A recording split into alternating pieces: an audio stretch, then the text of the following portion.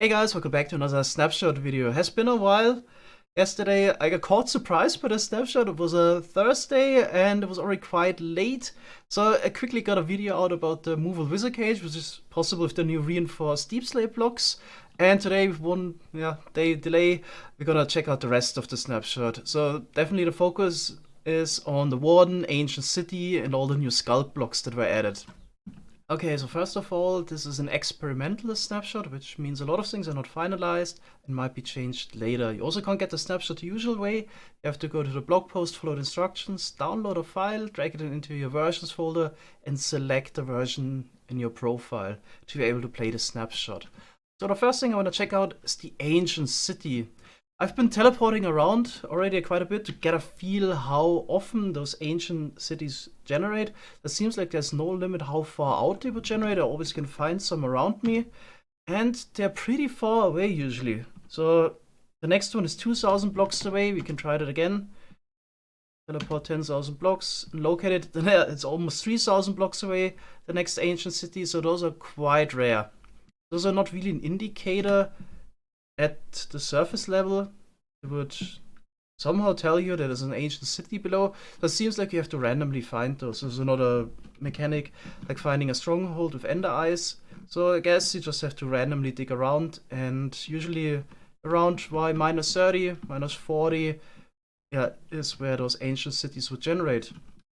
Let's have a look around to see how an ancient city usually looks like. So there's a lot of those narrow pathways here, in case you don't have an elytra yet. Will help you to navigate the ancient city. A lot of dead ends and sometimes also not really clear where you're supposed to go. It's mostly made out of smooth basalt, all kinds of deep slate blocks. There's the Skulk blocks everywhere. Candles we have, soulfire lanterns and soul fires. Actually, there's also redstone lamps and grey wool. There's also special structures. I've seen a pool-like structure in a different ancient city, so they're randomly generated. Not all ancient cities look the same. I have all the random structures, so yeah, I can't really find this pool-like structure here. What is interesting are those little caves here on the side, the Skulk blocks. That's where I also can find some loot. There's a new enchantment as well that you can only find in the ancient city. It's called Swift Sneak. We're gonna take a look at that later. I'm kind of hoping that we can actually find one of those chests here. Yeah, you might need to be a little bit lucky to get one. Finally found one. I got a Swift Sneak 3 book, but I had to search for 15 other chests to finally find one. Seems like they're quite rare. Oh, they've actually got the Warden. So let's check out the Warden that guards the ancient cities later. First I want to talk about the central structure of the ancient city again. I already made a video because new blocks were added that are quite unique. So there's reinforced deep slate here. And this whole structure to me definitely looks like a portal. So currently it doesn't really have any use, but so far I found this in every ancient city I came across. And I don't think it's just some kind of decoration element. It really stands out, and well, it definitely looks like a portal frame that you could light. So it's currently not known what those are for, but I really doubt it has no use at all. Those blocks are quite unique. I already made a video about them. They can be mined a pickaxe, but it takes forever in survival. Creative, of course, goes rather quick. So this is efficiency 5 pickaxe. Would give myself haste 100. Still takes a couple seconds. And even if you have Skulk, you can't mine those blocks.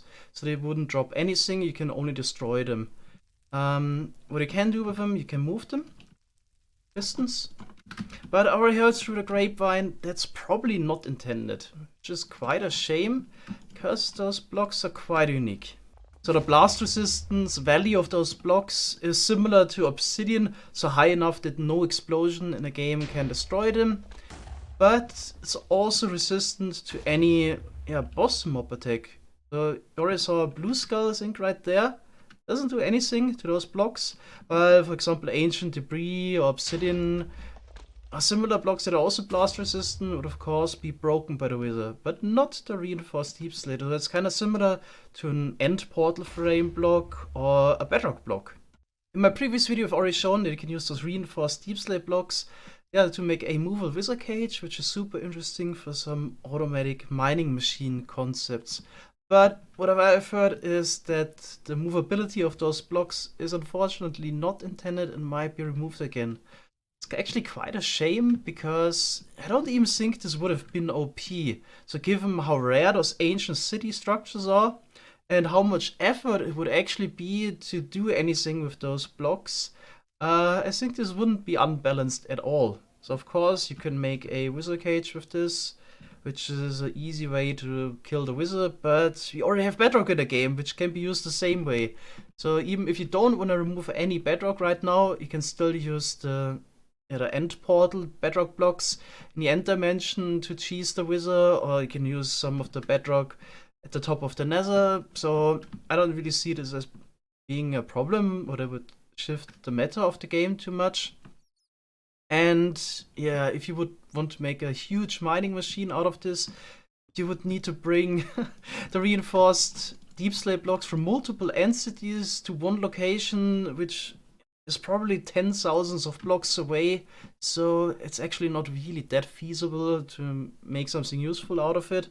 Yeah, it would be just nice to get those blocks to your base as a bragging right, maybe. So I don't see really any issue with the balance of the game being affected by this much at all. But we'll see. Probably will be removed the movability.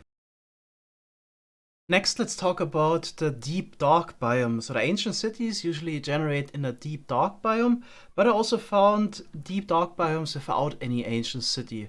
So just using the locate biome command, and I found this one here, which is rather small. So there's some normal biomes in between, I think a couple blocks out. Yeah, here's the next deep dark biome. So they can be really small. What's special about those biomes is that no hostile mobs would generate in them.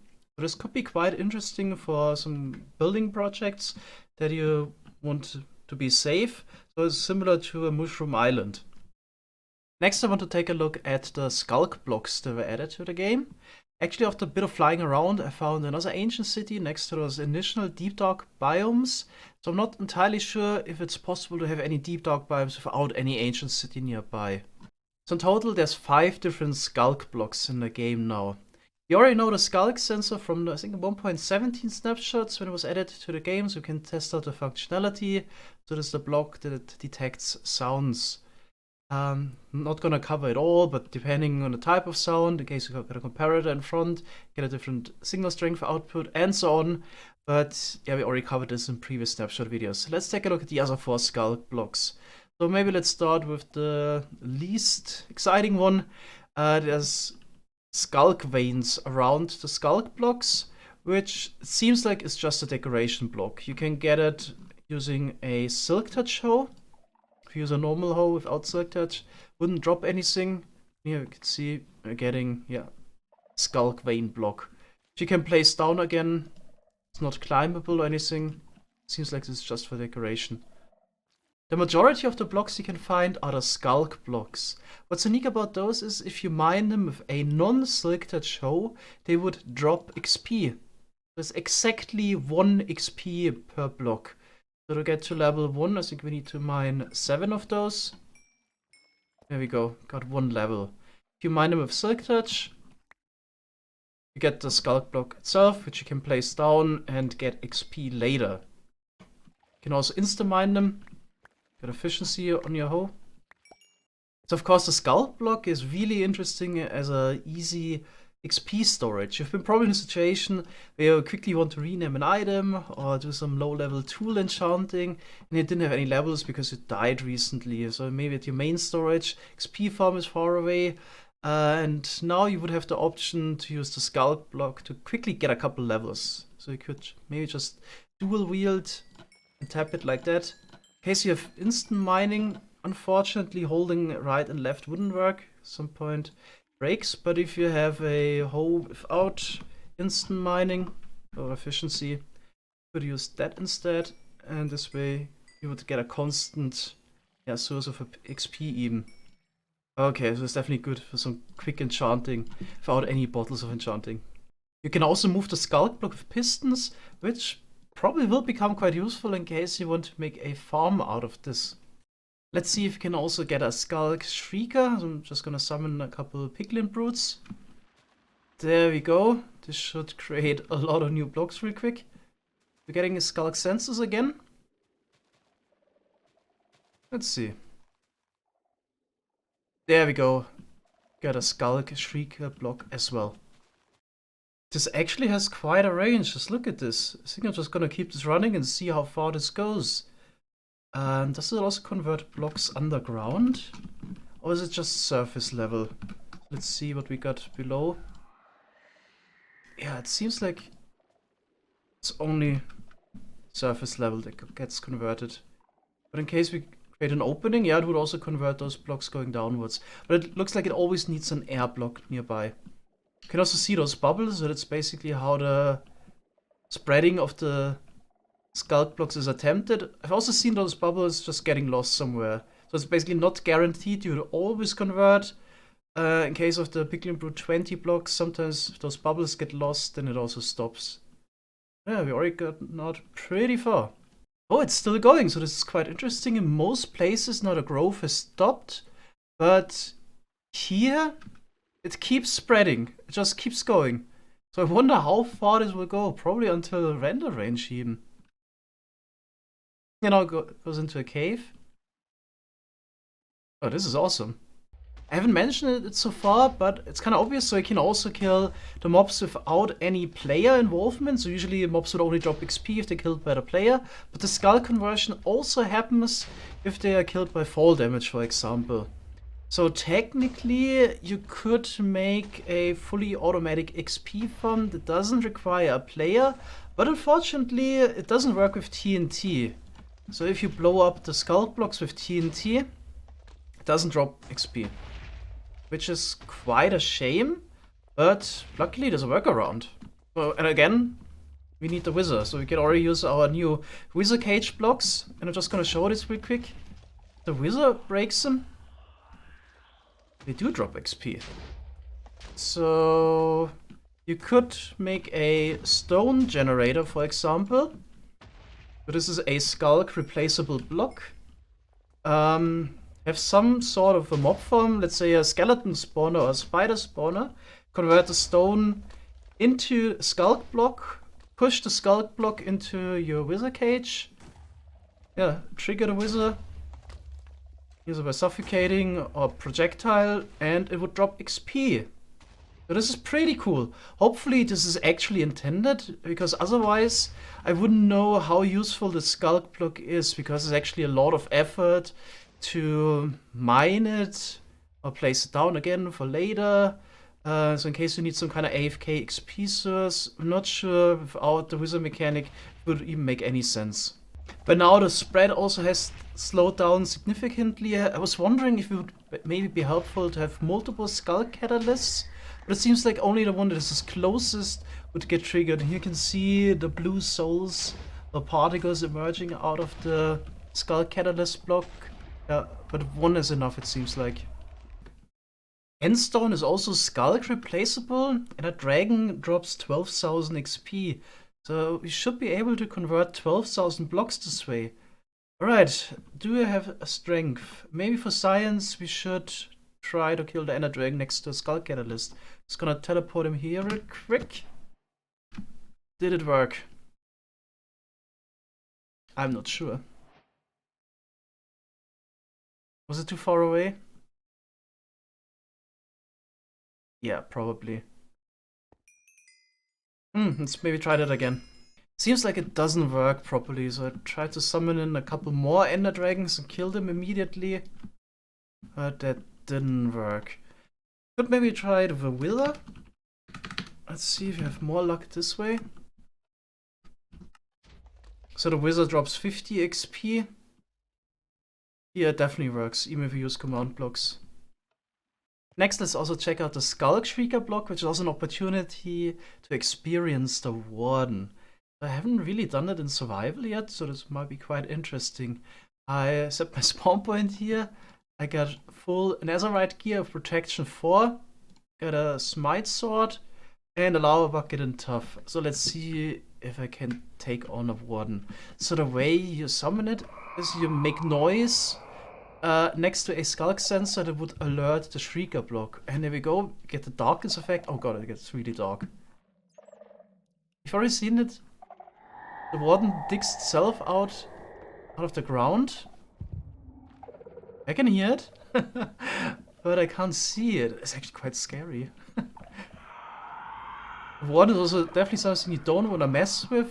It's one of the strongest mobs in the game. It's an insane amount of HP and also can pretty much one-shot you in case you don't have good armor. So there it is. It is supposed to be able to smell the player and in general gets alerted the more noise you make. So if we run around a bit, we would anger the warden. Okay, pathfinding is, yeah, not that great. So the usual Minecraft mob pathfinding. Let's see, maybe we'll attack it.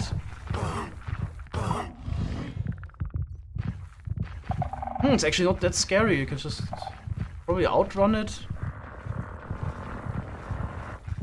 You know, darkness definitely doesn't help.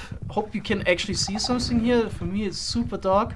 Probably on YouTube it's completely dark and now I actually ran away. Huh. Ah, there's the next one. Okay. Got one more. Sure, maybe we should make a bit more sound by placing blocks. Ah, no, it's sniffing. Seems like it's angry, but...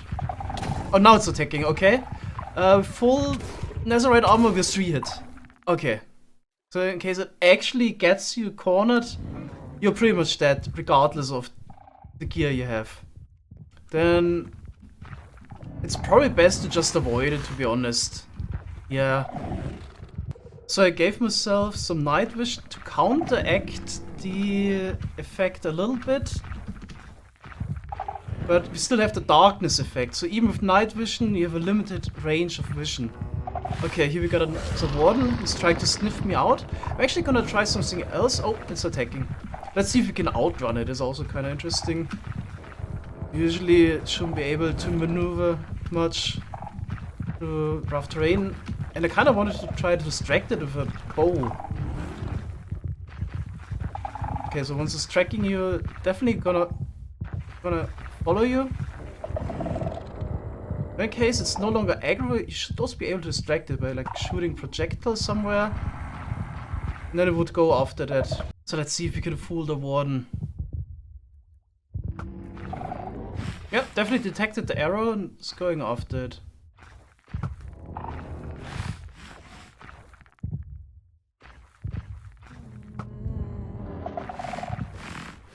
Yeah, I can even see the vibrations reaching the warden, so this is definitely one possibility to send it somewhere else. In case you really need to, you can also easily cheese the warden by placing some blocks. I think it's useful to use a smite sword, because the warden is undead. This way you can also kill it. But there's really no point trying to kill the warden, because it's a lot of work. It takes forever, and it doesn't drop anything useful. So there's no drop, and you only get 5 XP, so the same XP as you get for killing a creeper. So let's be real for a moment. I don't think there's really any point to waste any time with the warden, since they wouldn't drop anything useful. And it's probably also best to completely ignore those shrieker blocks, or in case you want to clear an ancient city, mine them as quickly as possible. And then you probably already have an elytra in case the warden spawns. Fly somewhere else. After a while, once the warden hasn't tracked a player, it would also despawn again. Also, at the moment there is not really much you want from an ancient city, and it's kind of easy to cheese it.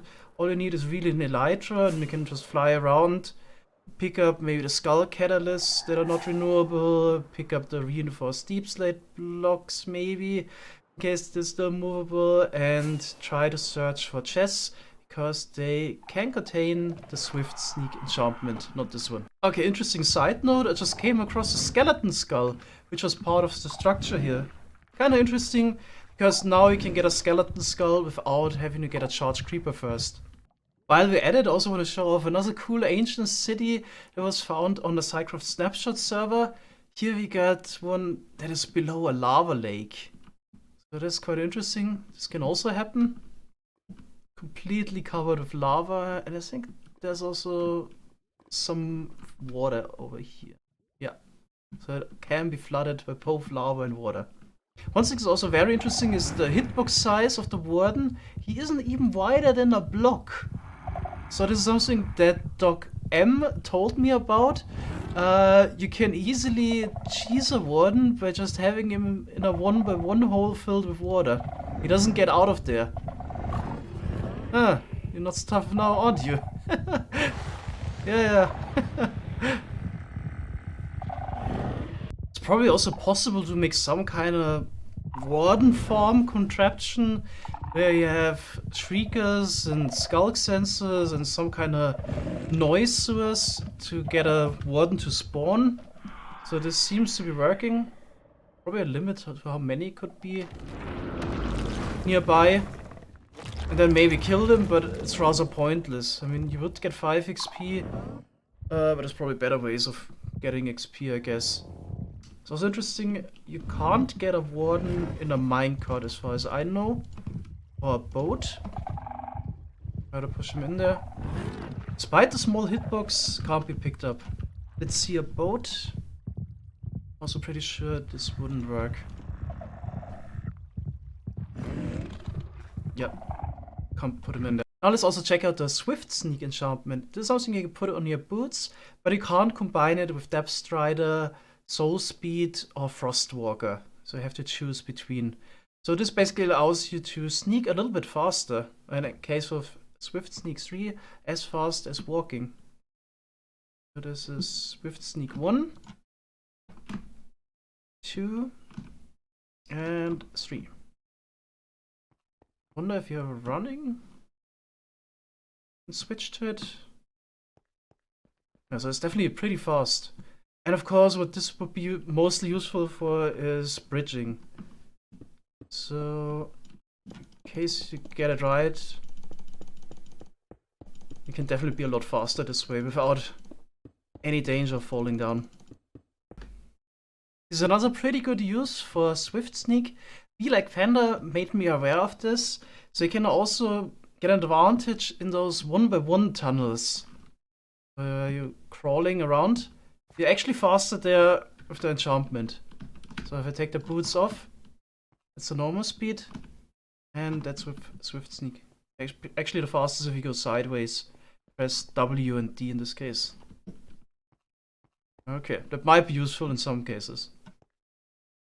Alright, so that's it for this week. Definitely a lot of exciting stuff got added. I'm mostly excited if the maybe unintentional stuff will stay. Really hoping for the reinforced deepslate being movable, and of course that the Skulk blocks drop XP in case they're not really broken by player. So I would wish that it would work with TNT as well, but at least the wizard functionality should stay. Alright, thanks guys for watching, and see you next time. Bye bye!